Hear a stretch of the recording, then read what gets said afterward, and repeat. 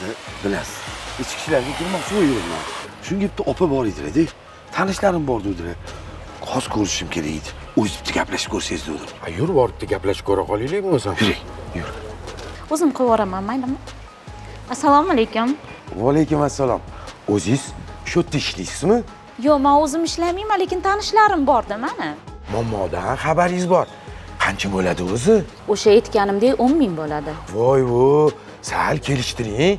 Hech ham ilojisi yo'q-da, endi bitta o'zimga qolmaydi. Unda sizga ishondik, aldanib qolmasak bo'ldi. Yo'q, bo'ldi, o'g'lingiz ishga kirdi deb hisoblayvering. Pul o'lsin, pul o'lsin. Pul odamni ne ko'ylarga solmaydi. Ichki ishlar organlariga kirmoqchimisiz? Sizdan faqat bitta talab. Vatanparvar bo'lsangiz bo'ldi.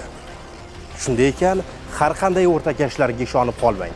Ichki ishlar vazirligi shaxsiy xavfsizlik bosh boshqarmasi transport va turizm obyektlarida xavfsizlikni ta'minlash departamenti bo'yicha bo'limi xodimlari olib borgan tezkor qidiruv tadbirlari davomida gumonlanuvchi fuqaroning ishonchiga kirib ichki ishlar organlarida yuqori lavozimlarda ishlovchi tanishlari borligini, ularning yordami orqali fuqaroni ichki ishlar xizmatiga ishga kiritib qo'yishda yordam berishini aytib, evaziga esa 10 ming AQSh dollari miqdoridagi pullarni talab qilib kelayotganligi aniqlanadi. Ichki ishlar vazirligi shaxsiy xavfsizlik bosh boshqarmasi transport va turizm obyektlarida xavfsizlikni ta'minlash departamenti bo'yicha bo'limi xodimlari olib borgan tezkor qidiruv tadbirlari davomida gumonlanuvchi Qo'ng'irot tumanidan o'tuvchi A380 sonli yo'lda fuqarodan 4 ming AQSh dollari va 72 million so'm pullarni olgan vaqtida ashyoviy dalillar bilan qo'lga olinadi. Mana qora qo'yib turing, yaxshi tushuntirib olaymi? Qoraning o'ng qo'lida qanday rang ko'rib tursiz?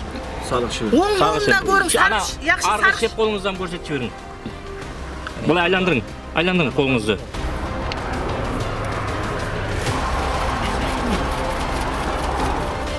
Nodada shunday, yuqoriga qara qanday rangda?